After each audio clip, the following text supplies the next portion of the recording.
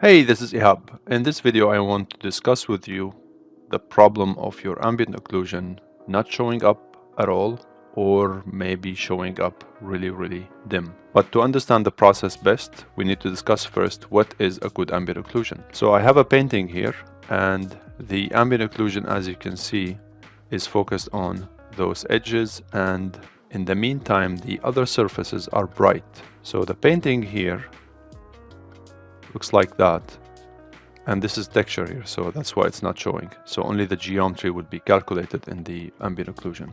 If I had my ambient occlusion to be dark when it's showing other surfaces than occluded areas, any dark pixels on an open surface will darken the composited image, which would be bad.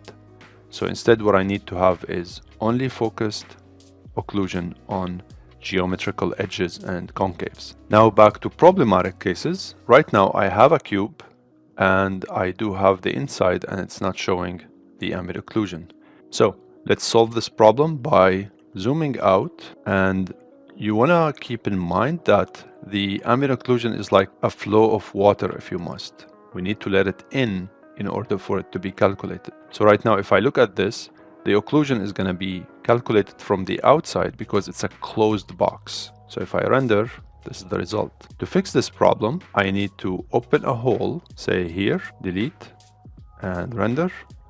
And now we do have some ambient occlusion there. Now let's talk about the other problem, which is the fact that it's pretty dark. In terms of changing the brightness of the occlusion, that is something we can calibrate with the material itself. However, keep in mind that in some cases you might want to have a closed space. If we have closed walls and we want to keep those closed walls, what can we do?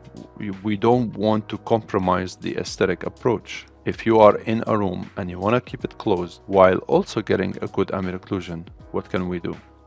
Well, the answer is in the attributes of the ambient occlusion itself, the material. So let's go back to a more appealing example to discuss this properly. Okay, back to the painting. I do have this ambient occlusion material applied. So I would click on the node, and these attributes are the ones that I need to change. I want to focus on the near clip and the far clip. So let's take it to the extreme. I'm going to push the near clip all the way up, and as you can see, it just makes it extremely bright. If I go and reduce the far clip, also it does the same. Okay, so the far clip is now the same as the near clip, and the result is completely white.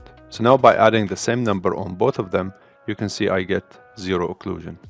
And at this rate, I can just simply nudge it just a tad up, and I would start to get my occlusion there. So ultimately, it's a process of fiddling with the clips, but in the meantime, certain scenes could require different iterations or variations of those attributes. I will provide the links for 2 more videos that I think might be helpful. Thank you.